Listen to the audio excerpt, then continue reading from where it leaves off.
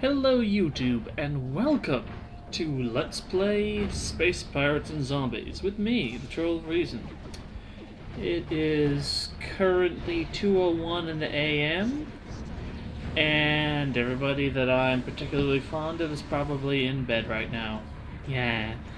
But, you know what, you guys get to hang around with me as I play a pretty fine little MacGuffin, developed by two guys actually.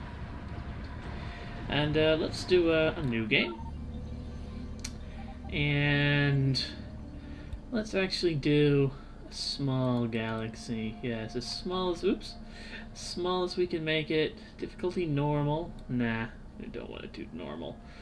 We're gonna do a veteran. Yeah, expert.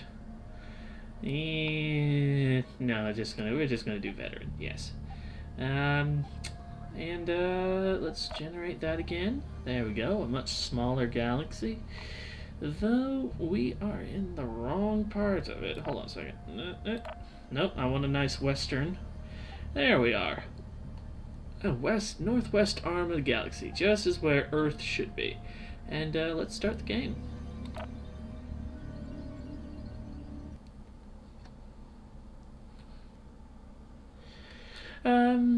Thanks to movie magic, I can get rid of most of the loading screens. I hope to completely avoid them, but in this case, anything I press will probably cause this cutscene to end. Space is a vast and desolate frontier, covering a seemingly infinite distance.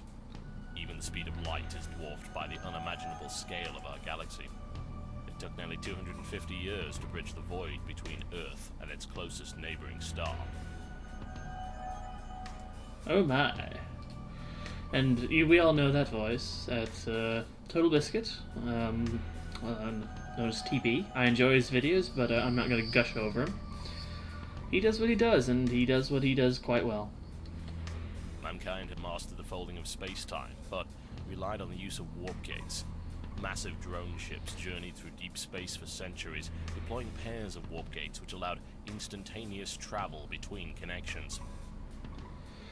And while he does do what he does quite well, I can't honestly say that I like his voice acting. Somewhat of a flat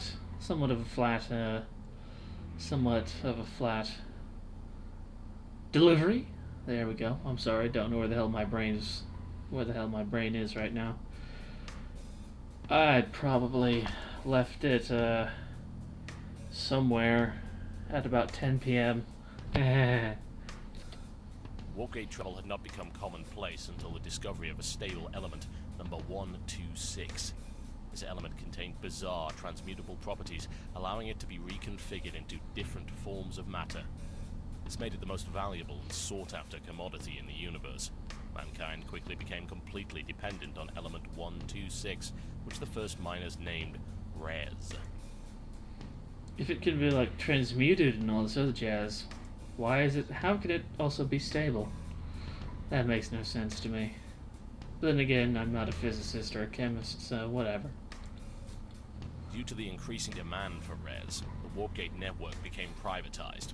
Anyone with ample funding was able to deploy new and unregistered warp gates. Like a new gold rush, convoys of miners traversed the expanding warp network looking for Res deposits. This drove them closer and closer to the galactic core, where Res deposits became richer and richer. Oh my.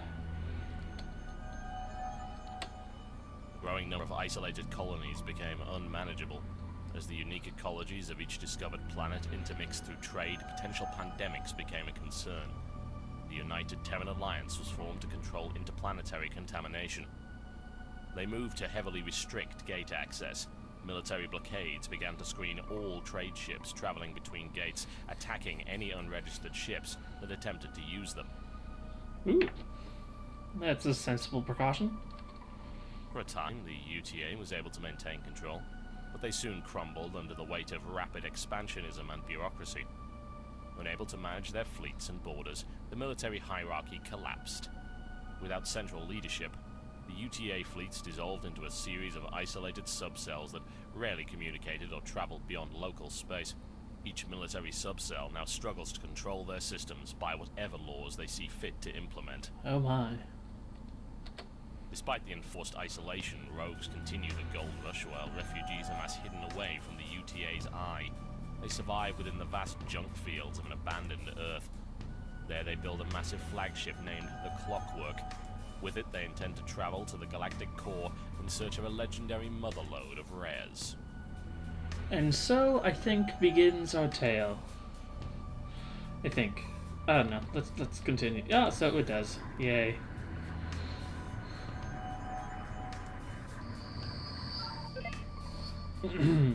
Okay, folks.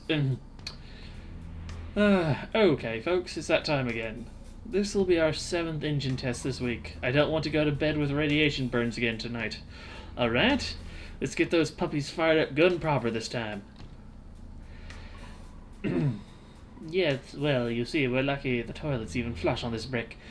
I've managed to bootstrap the induction coil to the main core to boost output, but I don't expect it to maintain a viable reaction. Nuclear particle physics and ductate don't mingle well, yes? Carl, I have no idea what the hell you're talking about. Just turn the bloody thing on. Oh no, disaster! Duct tape and nuclear reactions. Damn! Sorry. I need to do this right. I need to reach deep down into the core of my being, find my inner woman, and channel her up. Damn! The magnetic stabilizer's blue. We have major breaches on deck 6 through 10. Our escort ships are gone, and we're venting atmosphere. We have crew casualties. Nailed it. Crewmen can be replaced. The ship damage, on the other hand, well, I told you that piece of junk wouldn't hold back an overload. Did you honestly expect anything different? Look at what I have to work with here. The blend stabilizer system will have to be replaced before we can even think of trying this again. It's a common part. I'm sure there is another one in the junk field somewhere. We still have a working hangar, so let's fire up the fabricator systems and build a ship to retrieve it. And so begins our journey. See you in a bit.